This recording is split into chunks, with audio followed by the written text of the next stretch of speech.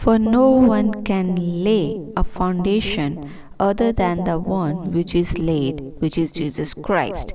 But if anyone builds on the foundation with gold, silver, precious stones, wood, hay, straw, each one's work will be clearly shown, for the day will disclose it, because it is to be revealed with fire, and the fire will test the quality and character and worth of each person's work. If any person's work which he has built remains, he will receive a reward.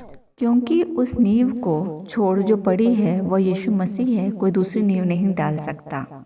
यदि कोई इस नींव पर सोना या चांदी या बहुमूल्य पत्थर या काठ या घास या फूस का रद्दा रखे, तो हर एक का काम प्रकट हो जाएगा, क्योंकि वह दिन उसे बताएगा, इसलिए कि आग के साथ प्रकट होगा, और वह आग हर एक का काम परखेगी कि कैसा है।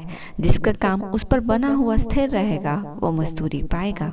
हे जीवितानुग्रहकारी परमेश्वर पिता फादर, हमारे रिवॉर्ड आप हैं पिता, और हम धन्यवाद देते हैं कि हमारा जो प्रतिफल है वो तू है। और परमेश्वर, हमारे खोजने का हमारा जो डेस्टिनेशन है पिता वो तू है। वचन कहता है कि जहाँ तेरा धन है वहाँ तेरा मन लगा रहेगा। परमेश्वर, जिस मनुष्य के जीवन में इस अनुग्रह का दान आए और वह इस वाइजनेस को समझ जाए, वो इस खजाने को समझ जाए, वो इस परमेश्वर जो बाइबल का गुप्त बात है पिता, उस रेवलेशन को समझ जाए, उस प्रकाशन को, और वह यह है कि तुम्हारा सही मूल स्रोत तेरा परमेश्वर है, जिसने अपने जीवन में इस स्रोत और इस सच्चाई को जान लिया। वचन कहता है कि जहाँ तुम्हारा धन है वहाँ तुम्हारा मन लगा रहेगा। जब परमेश्वर हमारा मूल स्रोत है तो हमारा मन हर समय परमेश्वर की ओर लगा रहेगा।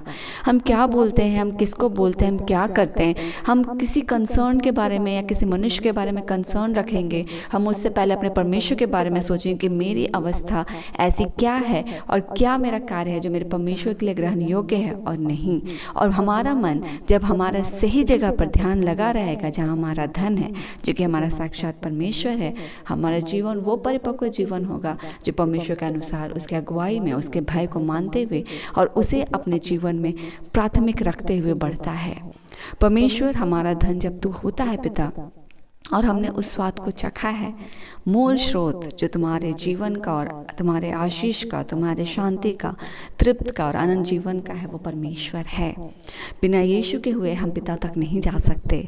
परमेश्वर, हम सभी बातों के लिए तेरा धन्यवाद देते कि तू सभी तरीके से उत्तमता को हमारे लिए प्रकट करता है, और आज हम उसी उत्तमता से खाकर तृप्त होते हैं। प्रभु जी, हम रात के बेला के लिए तुझे धन्यवाद देते हैं और प्रार्थना करते हैं मेरे परमेश्वर की ये आत्मिक जीवन और ये मसीही जीवन तेरी प्राथमिकता में आगे बढ़े, वो ग्रहण योग्य हो, हमारे चाल चलन प्रभु यीशु मसीह की परिपक्वता में हो, उसके अनुसरण में हो, और हम आशीषित हो और हमारे जीवन की गवाहियों से आपको महिमा मिले। रात की बेला में आपने हमें संभाला प्रभु जी, धन्यवाद। आज के दिन को भी संभाल, एक एक के साथ हो ले, अगुवाई कर, और कहीं परमेश्वर कहीं बात छूटने ना पाए, वरन तेरी परिपूर्णता में ब्लेसेड हो हर चीज़ और हम आशीषित होने को पाएँ, सुरक्षित घर से जाएँ, सारे पेंडिंग वर्क्स यीशु के नाम से अच्छे से पूरे हो और हम सुरक्षित लौटे और हमारे जीवन की गवाहियों से आपको बहुत आज से महिमा मिले। हम स्तुति प्रशंसा का आपको भेंट चढ़ाते हैं, आपको धन्य कहते हैं और इन सभी प्रार्थनाओं को मांगते हैं पिता।